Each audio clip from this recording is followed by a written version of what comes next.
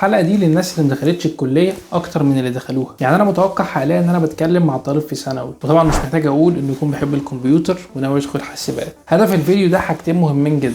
رقم واحد، هديك المعلومات والنصائح اللي تخليك لما تدخل الكليه تكون بيرفكت وتقدر تستفيد من كل كورس فيه. رقم اتنين، هخليك ما تشيلش هم انك هتجيب مجموعها في سنه ولا لا. بالنسبه كبيره انت حاليا مسؤول في الجيولوجيا، الكيمياء والاحياء، فاول حاجه احب اقولها لك كل الكلام ده تنساه. انت اللي مستمر معاك فروع من الرياضه والفيزياء، وكمان مش هتعمق فيهم قوي. كل المطلوب منك انك توفر وقت في اليوم او في الاسبوع او في الشهر على حسب نظامك وعلى حسب قدراتك.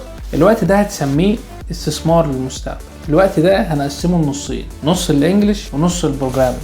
وما تقلقش، الانجليزي اللي انا قصدي عليه مش اللي انت بتدرسه في ثانوي. انا عايزك تتعلم لغه تانية، تتعلم ازاي تتكلم، ازاي تسمع وتفهم، ازاي تكتب. وده مش عشان الكليه، عشان نفسك، عشان تعرف تذاكر، عشان تعرف تعمل سيرش، عشان تعرف تفهم كورسات مش هتلاقيها بالعربي، عشان تعرف تتواصل مع اجانب، عشان تعرف تشتغل معاهم، عشان تعرف تشتغل في شركات انترناشونال ومالتي ناشونال. سكك كتير ملهاش اخر اللغه بتفتحها لك. فانت بقى تتعلمها اونلاين، تتعلمها من سنتر، المهم تتعلمها اللي بتاعتك انت. نيجي بقى للحاجه الثانيه وهي البروجرامينج. اول حاجه لازم تعملها من دلوقتي وهي انك تشوف كورسات CS50. الكورسات دي هتعلمك يعني ايه اصلا كمبيوتر ساينس، يعني ايه علوم الحاسب. كمان هتعلمك البرمجه بشكل مبسط عن طريق لعبه زي سكراتش. اللعبه هتبدا تفهمك يعني ايه اللوجيك ثينكينج، يعني ازاي تقدر تفكر زي ما الكمبيوتر بيفكر بالظبط. لما تفهم كل ده وتستوعبه كويس جدا، ممكن تبدا بقى تتعلم لغه حقيقيه زي C++، جافا، بايثون، C#.